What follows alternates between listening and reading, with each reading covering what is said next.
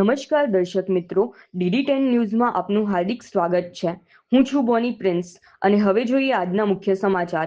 મહીસાગર જિલ્લાના વીરપુર ધોરાવાડા મુખ્ય માર્ગની હાલત ચોમાસાના વરસાદ બાદ અત્યંત બિસ્માર બની છે। શિવશક્તિ શોપિંગ સેન્ટર આગળ વરસાદી પાણીના કુદરતી નિકાલનો માર્ગ બંધ થતાં વરસાદી પાણી રસ્તા પર ફરી વળ્યું છે। પરિણામે માર્ગ અનેક સ્થળોએ ધોવાઈ જઈ કોતર જેવો બની ગયો છે, જેના કારણે વાહન ચાલકો માટે અકસ્માતનો ગંભીર ભય ઊભો થયો છે। સ્થાનિકોએ તાત્કાલિક માર્ગનું સમારકામ અને વરસાદી પાણીના યોગ્ય નિકાલની વ્યવસ્થા કરવાની માંગ કરી છે। સ્થાનિકોના જણાવ્યા મુજબ શિવશક્તિ શોપિંગ સેન્ટર સહિતના બાંધકામ દરમિયાન વરસાદી પાણીના કુદરતી નિકાલનો માર્ગ પૂરી દેવાતા ચોમાસામાં પાણી સીધું રસ્તા પર વહે છે। ભારે વરસાદ બાદ ડામરનો રસ્તો ધોવાઈ જતા અનેક સ્થળોએ મોટા ખાડાઓ પડી ગયા છે અને માર્ગ કોતર જેવો બની ગયો છે।